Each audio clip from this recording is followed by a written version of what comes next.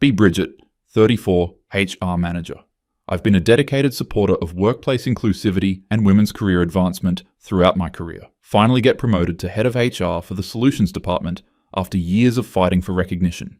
This is my chance to make real change and show what progressive hiring looks like. Department has been male-dominated for too long. Time to fix that. First day in charge, look at department demographics. 22 employees, 16 men, 6 women. This is exactly the kind of systemic inequality I've been talking about. Clearly, previous management had unconscious bias against female candidates. Time to implement some real equity measures. Call meeting with department heads. Explain my vision for balanced hiring practices. Bill, the lead project manager, raises concerns. Bridget, I understand wanting diversity, but we need to hire based on project needs and skills first. Typical male response, always trying to maintain the status quo. Bill, that's exactly the kind of thinking that created this imbalance. We need to actively correct decades of bias. But Bridget, we have 3 major client deliveries coming up. What we need is to stop making excuses and start making real change. Over next 6 months, focus hiring exclusively on qualified female candidates. Not hard to find them. Women are just as capable as men, often more so. Hire Sarah for senior analyst role. Brilliant data scientist from competing firm. Hire Jennifer for project coordination. Excellent organizational skills. Hire Lisa for client relations. Outstanding communication abilities. Hire Michelle for technical writing. Perfect academic background. Hire Amanda for quality assurance. Meticulous attention to detail. Hire Rebecca for business development. Natural relationship builder. By month 4, department is 14 men, 14 women. Perfect balance achieved through strategic hiring. Finally proving that equitable workplaces are possible when someone has the vision. Bill approaches me again, looking stressed. Bridget, I need to talk to you about staffing continuity planning. What about it? Well, 6 of our new hires are all around the same age, and I was thinking, stop right there, Bill. If you're about to suggest what I think you're suggesting, that's illegal. I'm not suggesting anything discriminatory. I just think we should have backup plans for what? For when women exercise their basic reproductive rights? That's not what I meant. This conversation is inappropriate and I'm documenting it. Bill gets frustrated, voice rising slightly. Bridget, I'm not being discriminatory. I'm talking about basic workforce planning. What happens if multiple people take leave at the same time? That's a hypothetical scenario you're using to justify continued bias. It's not bias, it's planning. What if 3 people get sick at once? What if there's a family emergency? What if you focused on supporting your female colleagues instead of creating imaginary problems? Bill walks away shaking his head. Typical male fragility when challenged on their assumptions. Month 6, get amazing news. Sarah announces she's pregnant, due in 5 months. So happy for her. This is exactly why we need better maternity policies. Start working on enhanced leave package to support her. 2 weeks later, Jennifer comes to my office beaming. Also pregnant, due around the same time as Sarah. What are the odds? Must be something in the water, we joke. Already planning how to make this the most supportive workplace for new mothers. Month 7, Michelle stops by during lunch. Bridget, I have some wonderful news. Pregnant too, due just a few weeks after Sarah and Jennifer. This is incredible, like the universe is validating our progressive hiring. 3 strong women about to become mothers, proof that you can have career and family. Week later, Amanda schedules private meeting. Hands me positive pregnancy test with huge smile. Due date, almost exactly between Michelle and Rebecca. 4 pregnancies. This is like a fairy tale of work-life balance. Lisa and Rebecca both come forward within days of each other. Both pregnant, due within 6 weeks of the others.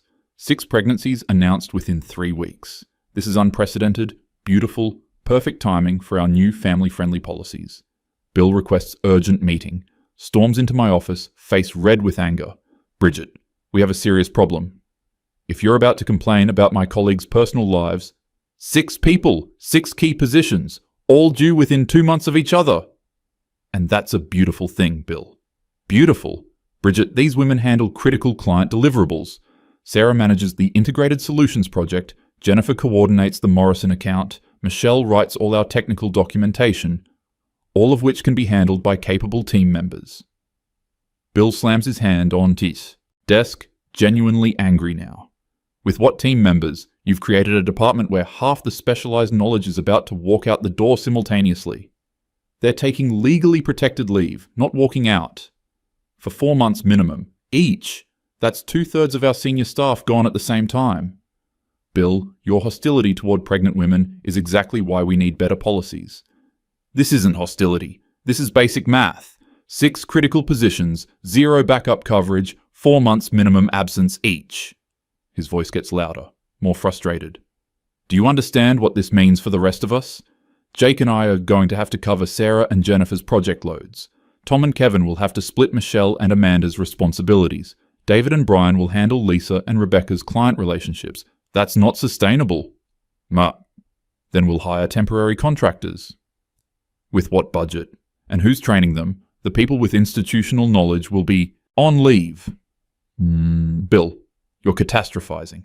I'm stating facts. You hired 6 women for critical positions without any succession planning. Bill paces angrily. My wife is pregnant too, Bridget. Due around the same time as your new hires. You know what that means? While she's dealing with a newborn, I'll be working 80-hour weeks covering for absent colleagues. I'll miss my child's first months because of your ideological hiring spree. That's not my fault.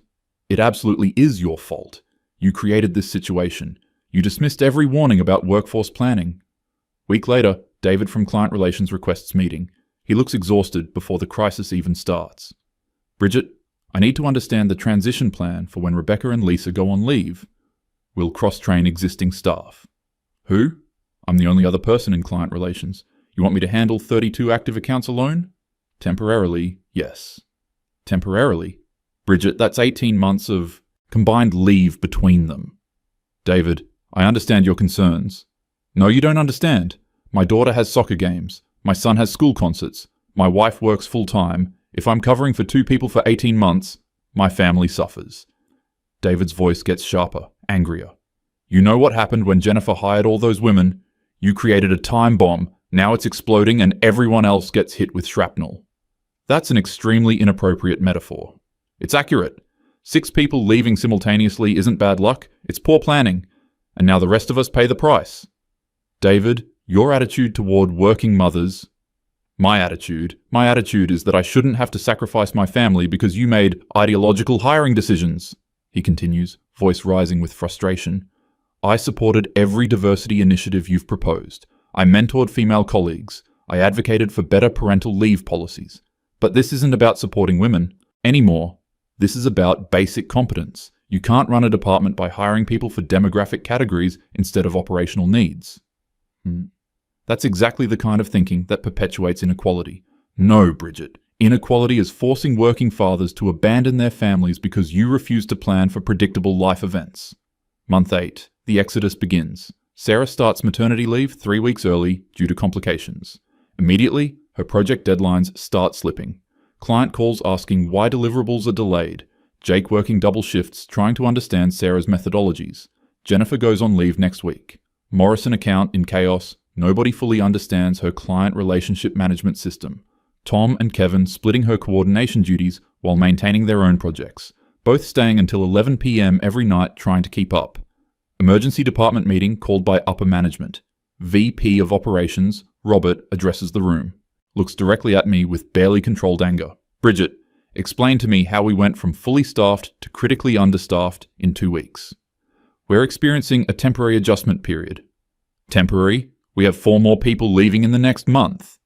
They're exercising their legal rights to family leave. Rights that you facilitated by hiring exclusively pregnant women. Robert's voice fills the room, clearly furious. Do you understand the financial impact? The Morrison contract alone is worth $2.3 million. If we default due to staffing issues, we pay penalties plus lose future business. Sarah's integration project is tied to $1.8 million in deliverables. We're looking at potential losses exceeding $6 million. Robert, you can't blame women for having families. I'm not blaming women. I'm blaming you for creating an untenable staffing situation. Kevin stands up, visibly shaking with anger. Bridget, my wife, you scheduled our anniversary dinner 3 months ago. I've cancelled 4 times because I'm covering Jennifer's workload. My marriage is suffering because of your decisions. Kevin, that's not... It absolutely is. You hired 6 people knowing they were planning families. You created this crisis. Brian joins in, voice getting louder. My son asked why Daddy doesn't come home anymore. I'm working Sarah and Michelle's projects, plus my own. 70-hour weeks, minimum. My family thinks I abandoned them. Brian, these are temporary adjustments. Temporary? 18 months of combined leave isn't temporary. And you hired replacements? Where? Jake slams his laptop shut, furious. Where's the succession planning, Bridget? Where's the knowledge transfer documentation? Sarah left with half-finished algorithms nobody else understands. Jennifer took client relationships that existed only in her head. We're working on knowledge transfer. With who? The people who are gone. This is insane. Month 9, Michelle and Amanda both go on leave same week. Department hemorrhaging productivity. Contractors costing $200 per hour, no institutional knowledge. Overtime budget exploded 400% over projections. Clients threatening to pull contracts due to missed deadlines. Robert calls me into his office, door slams behind us. Bridget, this stops now. What stops? This disaster you created. We're bleeding money. Jake worked 97 hours last week. David collapsed from exhaustion and spent the night in the hospital. David collapsed? Exhaustion. He's been working double shifts for 2 months straight because you created an impossible situation. Robert paces behind his desk, voice filled with rage. You want to know why some companies are hesitant about hiring women of childbearing age? This exact scenario. 6 critical positions vacant simultaneously because you hired ideologically instead of strategically. That's illegal discrimination. It's risk management, and you just proved why that risk is real, he continues, shouting now.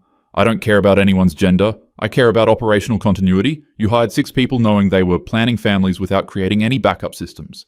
That's not progressive. It's incompetent.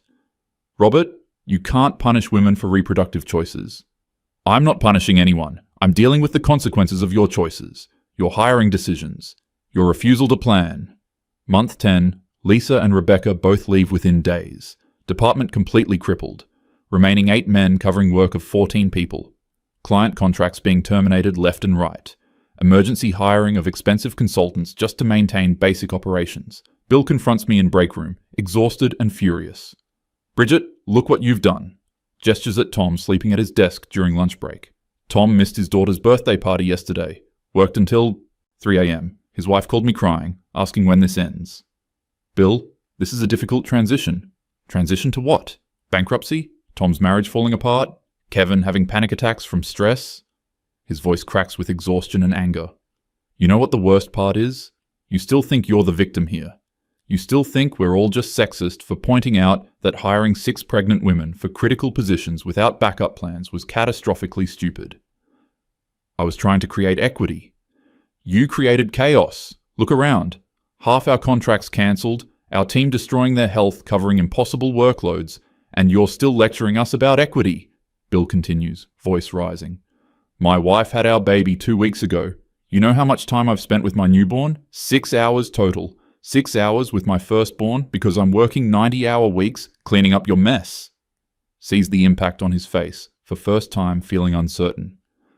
I didn't mean for, you didn't think. That's the problem. You hired based on demographics instead of operational reality. Month 11, financial review meeting. CFO presents devastating numbers. Department $4.7 million over budget. Contractor costs $890,000. Overtime costs $1.2 million. Contract penalties $2.1 million. Lost future business estimated $8.3 million. Entire executive team staring at me. Robert addresses the room. This department is functionally bankrupt. We're hemorrhaging money while delivering subpar work. Our reputation with major clients is destroyed. Stomach drops as reality hits. My progressive hiring created exactly the financial disaster everyone warned about. David returns from medical leave, looks 20 years older. Bridget, I need you to understand something. His voice quiet, but filled with controlled anger. I missed my daughter's first steps. My son's school play. My anniversary. My wife's birthday. All because you refused to listen when we told you this would happen. David, I'm sorry. I didn't realize. You didn't realize because you didn't listen.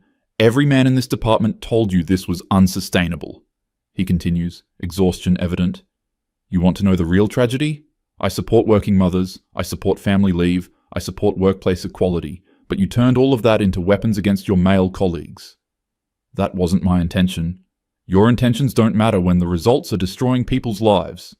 Kevin approaches, looks defeated. Bridget, my wife left me. Shock hits like physical blow. What? She left. Took our kids. Said I chose work over family. But I didn't choose work. You chose for me when you created this staffing nightmare. Realized the human cost of my decisions for first time. Kevin, you never wanted to consider consequences. You wanted to prove a point. About gender equity. My family was collateral damage. Jake joins the conversation, voice hollow. You know what's funny? You hired women to prove they're just as capable as men, but then when they all left simultaneously, you expected men to pick up all the slack without complaint. I expected the team to support each other. Support? Bridget, Brian's been hospitalized twice for stress-related issues. Tom's wife filed separation papers. David collapsed from exhaustion. How is that support? The weight of everything starts hitting. Look around department, see exhausted faces, see empty desks where Sarah, Jennifer, Michelle, Amanda, Lisa, Rebecca used to sit. See remaining men who look broken, defeated, angry. Realize I created exactly the scenario that validates companies' unspoken concerns about hiring multiple women of childbearing age simultaneously. Brian walks over, voice shaking with controlled rage. You want to know what I learned from this experience, Bridget? What? That progressive hiring policies mean nothing without operational planning. You hired women to make a statement, but you didn't hire backup staff. You didn't create knowledge transfer systems. You didn't plan for predictable life events. I was fighting discrimination. No, you were proving stereotypes. You showed that hiring multiple women without strategic planning creates exactly the problems companies worry about. Tom approaches, looking broken. Bridget, my daughter asked why Daddy doesn't love her anymore. Heart sinks. Tom, because Daddy's never home. Because Daddy missed every bedtime story, every dinner, every weekend for 6 months. Because you decided to use my life to prove your ideological point. I didn't mean for families to suffer. But they did. All our families did. While you felt good about your diversity statistics. Month 12, upper management meeting. Robert addresses room with barely contained fury. The solutions department is being restructured. Bridget, you're being moved to a different role. Demotion hits like physical blow. Robert, if you just give me time to... Time? You've had a year. A year to prove that ideology without planning works. Look at the results, he continues, voice filled with anger. 6 resignations from overworked staff. 4 divorces directly attributable to impossible work schedules. 2 stress-related hospitalizations. Nearly $5 million in budget overruns. 8 major client relationships destroyed. The maternity leaves were temporary. The damage is permanent. You think Jake's marriage heals overnight? You think Kevin gets his kids back? You think our clients forget about missed deadlines? Bill speaks up, voice raw with exhaustion. Bridget, do you understand what you proved? What do you mean? You proved exactly why some companies are afraid to hire women of childbearing age. Not because women are incompetent, but because hiring multiple women without succession planning creates operational disasters. That's not what I intended to prove. But it's what you did prove. You validated every unspoken concern about business continuity and pregnancy leave. David adds, voice bitter. The tragic part is, this could have been avoided completely. How? By hiring qualified people regardless of gender, with proper succession planning for any employee absence. By creating systems that don't depend on individual knowledge. By listening when your male colleagues raised legitimate operational concerns. I thought you were trying to maintain male dominance. We were trying to maintain operational stability. There's a difference.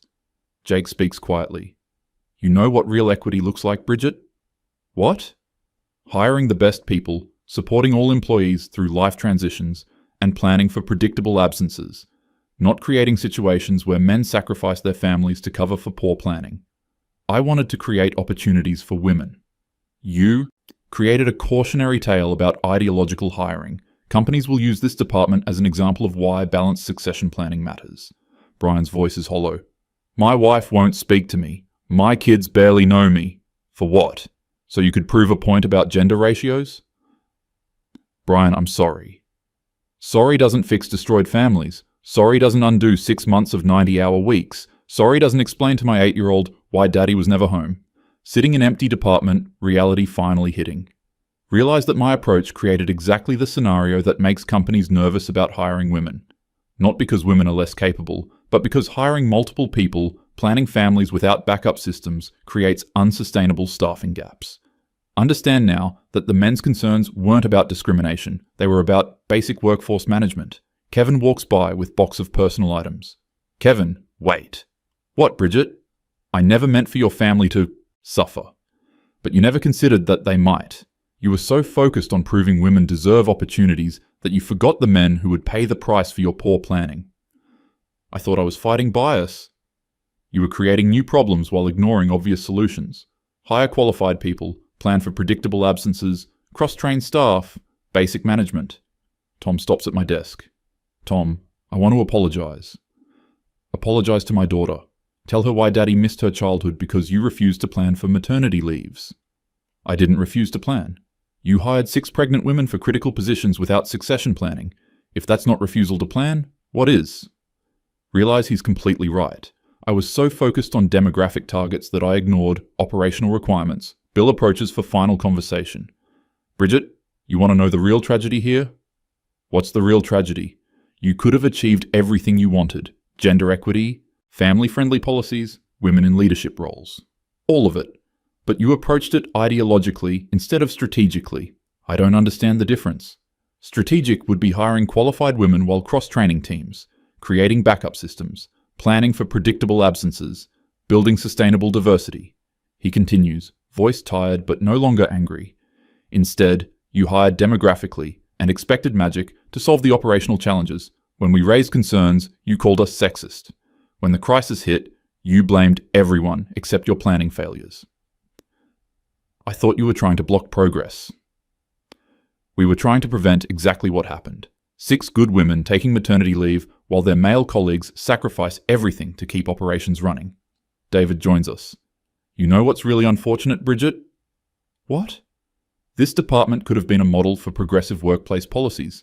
Instead, it's going to be used as an example of how not to implement diversity initiatives. What do you mean? Companies will look at this disaster and say, see, this is why we can't hire multiple women of childbearing age. Your ideological approach validated their worst fears. Jake stops by. Bridget, I want you to understand something important. What? None of us opposed hiring women. We opposed hiring without succession planning. There's a crucial difference that you refuse to see. I see that now. Do you? Because for a year, you treated every operational concern as gender discrimination. You made it impossible to have honest conversations about workforce management. Brain approaches, looks exhausted. You know what I learned from this experience? What did you learn? That good intentions without practical planning create disasters. You wanted to help women, but you ended up creating a situation that makes companies more hesitant to hire them. How did I do that? By proving that demographic hiring without operational planning creates exactly the problems companies worry about. You gave ammunition to actual discriminators. Month 13, sitting in new reduced role, former department completely restructured. Half the remaining men transferred to other departments, couldn't handle the trauma. New management implementing exactly the succession planning we should have had from the beginning. Cross-training programs, backup systems, knowledge documentation. Everything the men had suggested and I had dismissed as discrimination. Receive email from Sarah, back from maternity leave. Bridget, I heard about the department restructuring. I feel terrible that our leaves caused so much chaos. Realize Sarah doesn't understand. It wasn't their leaves that caused chaos. It was my failure to plan for their leaves. My refusal to listen to legitimate operational concerns. My decision to hire demographically instead of strategically. Right response carefully. Sarah, your maternity leave didn't cause problems. My lack of succession planning did. I should have created systems that could handle predictable absences. First time admitting the truth. My ideological approach created the exact situation that validates companies' unspoken concerns about hiring women, reflecting on entire experience. Understand now that the men weren't opposing women's advancement. They were pointing out obvious operational challenges that I refused to address. By calling them sexist, I shut down conversations that could have prevented disaster. By hiring exclusively women without backup planning, I created unsustainable staffing gaps. By dismissing workforce planning as discrimination, I guaranteed exactly the problems companies fear. Realize the horrible irony. Wanted to prove that women deserve equal opportunities in the workplace. Instead, proved that ideological hiring without practical planning creates disasters. Wanted to show that gender shouldn't matter in employment decisions. Instead, demonstrated why some companies are nervous about hiring multiple women simultaneously, wanted to advance women's careers, instead created a cautionary tale that will be used against women for years. Understand now that real progress requires both ideological commitment and practical planning. Hire qualified women and create succession systems. Support family leave and maintain operational continuity. Fight discrimination and acknowledge legitimate business concerns. The men weren't my enemies. They were trying to prevent exactly what happened. Sitting in empty office realized the men were right all along. Their anger was justified. Their families paid the price for my refusal to plan. Their warnings could have prevented everything. But I was too ideologically committed to listen. Final realization hits hard. I didn't advance women's opportunities. I created exactly the scenario that makes companies hesitant to hire women, proved that demographic hiring without operational planning validates every stereotype about business risks, gave ammunition to people who actually discriminate against women. My progressive intentions created regressive outcomes. Understand now why companies secretly worry about hiring multiple women of childbearing age. Not because women are less capable, but because pregnancy leaves are predictable events that require planning. And hiring multiple people, planning families without succession systems creates exactly what happened here. Operational disasters, burned out staff, financial losses, damaged client relationships. Men in department didn't oppose women. They opposed poor planning. Difference I was too ideologically blind to see. Their concerns weren't discrimination, they were basic workforce management. Everything they predicted came true. Everything they warned about happened. Everything they suggested could have prevented the disaster. Bridget, 35, former HR manager, sitting in reduced role, learned the hard way that intentions don't matter if outcomes are disastrous. Learned that ideology without strategy creates problems it claims to solve. Learned that refusing to listen to legitimate concerns guarantees failure. Learned that real progress requires both vision and practical planning. Learned why companies have unspoken concerns about certain hiring scenarios. Learned that my militant approach hurt the cause I thought I was advancing. Most painful lesson of all, the men were right, and I was too stubborn to listen.